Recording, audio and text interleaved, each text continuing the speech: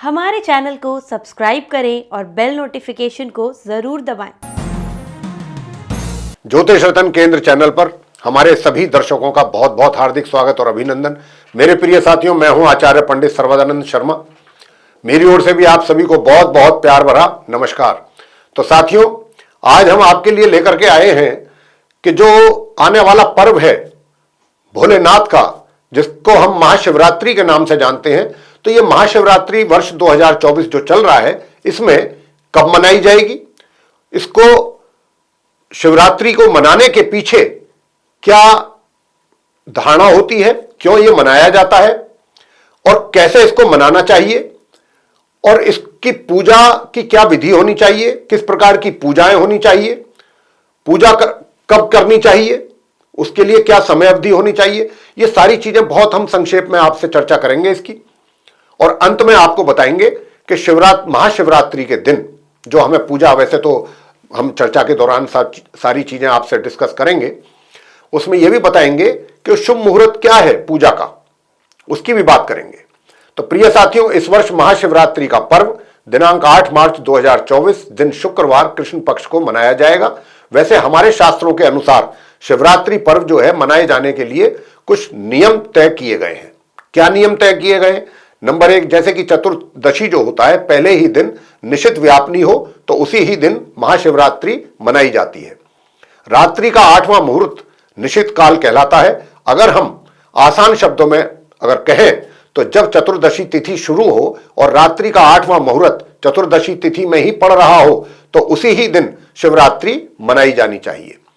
और इस बार 8 मार्च 2024 को चतुर्दशी रात्रि के 9:58 पर आरंभ होगी तथा रात्रि का 8वां मुहूर्त चतुर्दशी तिथि में ही पड़ने वाला है। तो महाशिवरात्रि 8 मार्च सन 2024 दिन शुक्रवार को ही मनाई जाएगी। यूं तो साथियों, भगवान शंकर की जो आराधना है उसके लिए हर दिन शुभ होता है, लेकिन सोमवार सावन माह का शिवरात्रि और महाशिवरात्रि का विशेष महत्व माना गया है।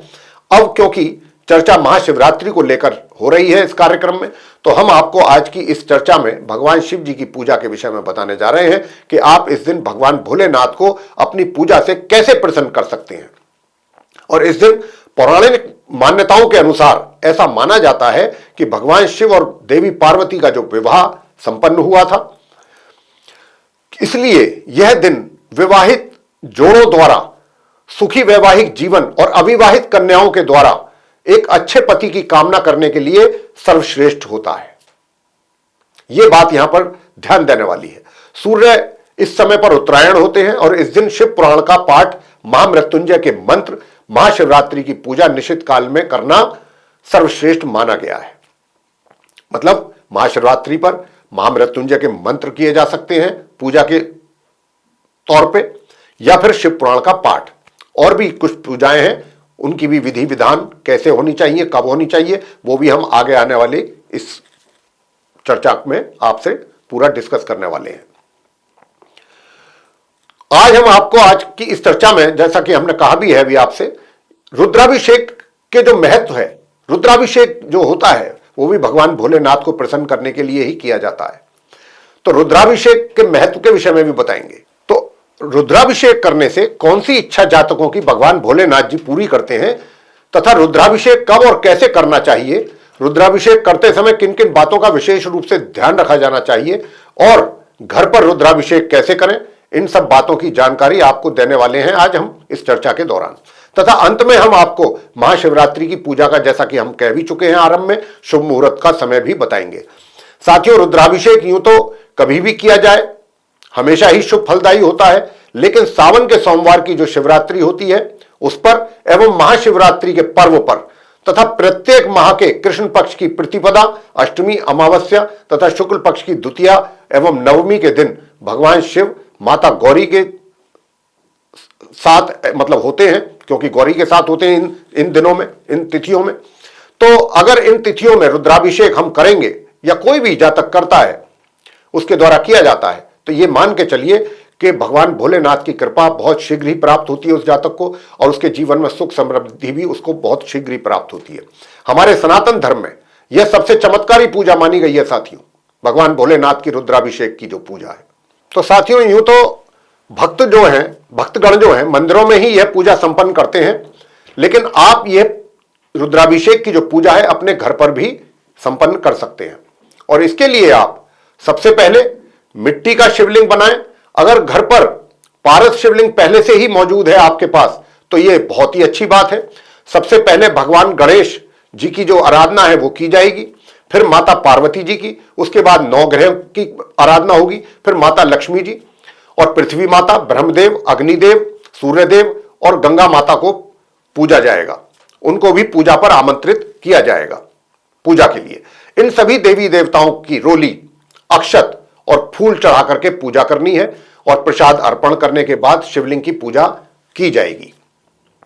घर पर शिवलिंग को उत्तर दिशा में रखना है और भक्त का मुंह जो है वो पूरब की ओर होना चाहिए। अभिषेक के लिए श्रृंगी में सबसे पहले गंगा जल डालें और अभिषेक आरंभ करना है आपको भगवान शंकर जी का। फिर गन्ने का रस, फिर शहद, दही, दूध अर्थात पंचामृत समेत जितनी भी तरल पदार्थ हैं उनसे आप शिवलिंग का अभिषेक कर सकते हैं। आप भगवान शिव जी का अभिषेक करते समय महामृत्युंजय मंत्र, शिव तांडव स्तोत्र, ओम नमः शिवाय या फिर इस मंत्र का भी उच्चारण आप कर सकते हैं। मंत्र क्या है यह हम आपको बता रहे हैं। मयस्कराय च नमः, शिवाय च शिवत्राय च, ब्रह्मा शिवो में अस्तु सदा शिवोय, तत्पुरुषाय विद्महे महादेवाय धीमहि। यह हुआ मंत्र। इसके पश्चात शिवलिंग पर चंदन का लेप लगाना है आपको और फिर पान का पत्ता, धतूरे के फल, आक के फल, बेलपत्र, सुपारी, इलायची, लौंग, फल, फूल सभी चीजें भगवान शिव जी को आपने अर्पित करनी है। इसके बाद भगवान शिव जी के भोग के लिए जो भी व्यंजन आपने बना करके रखे हुए हैं जो वो उनके सामने आपको रखने हैं उनके श्री चरणों में, और उनको भी आपने अर्पित करना है उसी श्रद्धा भाव से। फिर 108 बार भगवान शिव जी के मंत्र का आपको जप करना है और फिर पूरे परिवार के साथ शिवलिंग की आरती आपको करनी है। अभिषेक के जल को एकत्रित करके पूरे घर में आपको उसका छिड़काव करना है जल का, और फिर सभी को पीने के लिए भी वह जल देना है। ऐसा करने से सभी रोग भी दूर होते हैं साथियों, और सुख शांति घर के अंदर बनी रहती है। तो साथियों, रुद्राभिषेक को लेकर कुछ और बातों का भी विशेष रूप से ध्यान रखा जाना आवश्यक होता है। हमेशा जलाभिषेक शिवलिंग का ही किया जाता है। वहां मौजूद अन्य देवी देवताओं का जलाभिषेक नहीं करते हैं। और जलाभिषेक के समय जल में या रुद्राभिषेक के किसी भी तरल पदार्थ में तुलसी पत्ता आपको बिल्कुल नहीं डालना है, क्योंकि शास्त्रों के अनुसार भगवान शिव पर तुलसी कभी अर्पित नहीं करना चाहिए, यह इसको निषेध माना गया है। साथ ही केतकी का जो फूल होता है वो भी भगवान शिव जी के शिवलिंग पर नहीं चढ़ाना चाहिए, चाहे आप घर में पूजा कर रहे हैं या फिर मंदिर में। शुद्ध भाव से और पूरी भक्ति के साथ भोलेनाथ जी की पूजा आपको करनी है। और देखिए, जब आप भगवान भोलेनाथ की पूजा करें तो आप इन बातों का बहुत विशेष रूप से ध्यान रखिएगा कि एक तो उस समय आपको किसी तरीके की टेंशन नहीं होनी चाहिए दिमाग में, और कहीं पर चुगली आदि भी ना करें। बिल्कुल ये काम, दोनों ही कार्य जो है बिल्कुल नहीं करने हैं जब तक आप भगवान भोलेनाथ की पूजा कर रहे हैं। रुद्राभिषेक करने के बाद कभी भी शिवलिंग की पूरी परिक्रमा आपको नहीं करनी है, क्योंकि जो भी तरल पदार्थ शिवलिंग पर चढ़ाया जाता है उसके बाहर निकलने की व्यवस्था को गंगा माना गया है। और रुद्राभिषेक के समय शिवलिंग को स्पर्श नहीं करना चाहिए। ऐसी मान्यता है कि जलाभिषेक या रुद्राभिषेक उचित मंत्रोच्चार के साथ करने से ही लाभ की प्राप्ति भक्तों को होती है। पूजा के दौरान किसी भी प्रकार की बातचीत करने से बचना होगा। अगर आप बातचीत करते हैं तो यह मान के चलिए कि आपकी पूजा भंग हो जाएगी। साथ ही मंदिर में दोपहर 12 बजे से 4 बजे के बीच बिल्कुल ना जाएं तथा घंटा भी ना बजाएं इस समय अवधि के अंदर। अब हम आपको बताएंगे कि किसी रुद्राभिषेक के करने पर जातकों की कौन सी इच्छा पूर्ण होती है। तो साथियों देखिए, क्या है कि शिवरात्रि पर आप इन 10 अभिषेकों में से कोई भी अभिषेक कर सकते हैं। रुद्राभिषेक महाशिवरात्रि का जो पर्व है भगवान शिव जी को प्रसन्न करने के लिए का दिन माना गया है ये, और किसी भी प्रकार की मनोकामना को पूर्ण करने के लिए भगवान शंकर जी की किस द्रव्य के साथ पूजा करनी चाहिए, यानी कि रुद्राभिषेक करना चाहिए। और सभी अभिषेक द्रव्य का फल अलग अलग प्राप्त होता है भक्तों को। जैसे कि अगर आप गंगा जल या शुद्ध जल से कर रहे हैं रुद्राभिषेक तो सौभाग्य में वृद्धि होगी, अगर आप गाय के दूध से कर रहे हैं तो गृह शांति तथा लक्ष्मी जी की प्राप्ति होगी। अगर आप सुगंधित तेल से कर रहे हैं तो भोगों की प्राप्ति होगी, और सरसों के तेल से कर रहे हैं तो शत्रु नाश होंगे। मीठा जल या दूध से कर रहे हैं तो बुद्धि और विलास में वृद्धि होगी, और देसी घी से कर रहे हैं तो आपके वंश वृद्धि होगी। पंचामृत कर रहे हैं पंचामृत से तो मनोवांछित फलों की प्राप्ति के लिए किया जाता है ये।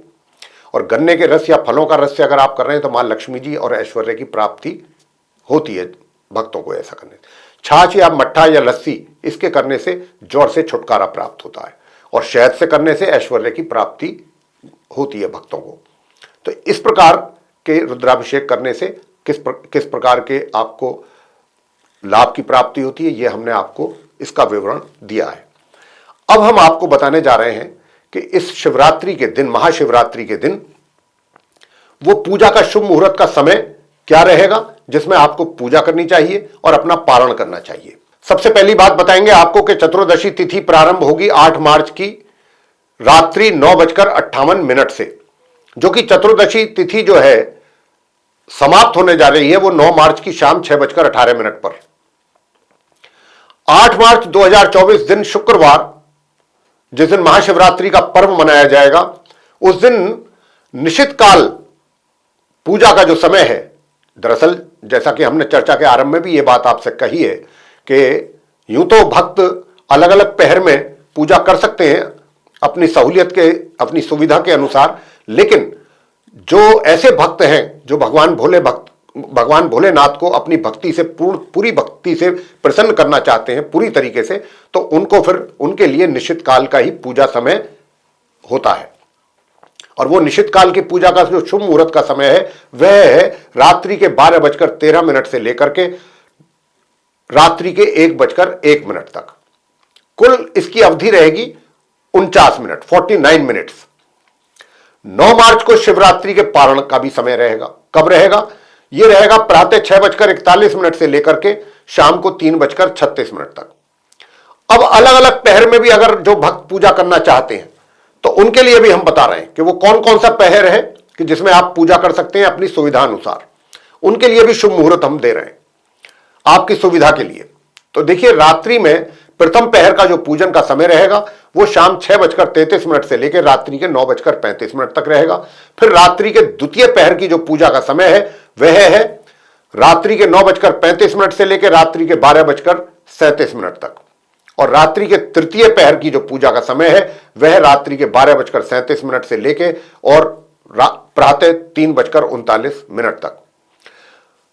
और रात्रि का जो चतुर्थ पहर होगा उसकी जो पूजा का मुहूर्त होगा वो 9 मार्च की प्रातः, यानी कि रात्रि कह सकते हैं 8 मार्च की रात्रि और 9 मार्च की प्रातः 3:39 से लेकर के 9 मार्च की प्रातः 6:41 तक रहने वाला है। चतुर्थ पहर का जो पूजा का समय है ये उसका शुभ मुहूर्त है। तो ये थे वो शुभ मुहूर्त अलग अलग पहरों के हिसाब से, और निश्चित काल का पूजा का समय अलग था जो हमने आपको बताया है। तो प्रिय साथियों, ये है वो शुभ मुहूर्त जिसमें आप अपनी पूजा संपन्न कर सकते हैं और भगवान भोलेनाथ को अपनी भक्ति से भी प्रसन्न कर सकते हैं। प्रिय साथियों, आपको बताना चाहेंगे कि ये चर्चा अगर आपको पसंद आई है तो आप इस वीडियो को लाइक जरूर करें और चैनल को भी सब्सक्राइब हमारे जरूर कर लें, और अधिक से अधिक मात्रा में वीडियो शेयर करें ताकि दूसरे भी भक्तगण इस जानकारी का लाभ ले सकें और अच्छे ढंग से लाभ ले सकें। और अगर आप चाहते हैं कि आने वाले दिनों में जो भी वीडियोस हमारे बनेंगे वे सारे वीडियोस आप तक पहुंचे विद नोटिफिकेशंस, तो उसके लिए आप बेल आइकन जरूर पुश कर दें। साथियों, अब इसी के साथ चर्चा का यहां पर समापन करना चाहेंगे और अपनी वाणी को भी विराम देना चाहेंगे और अपने आप सभी प्रिय दर्शक गणों से भी लेनी चाहेंगे इजाजत। इसी के साथ आप सभी का सहृदय बहुत बहुत धन्यवाद। जय माता दी।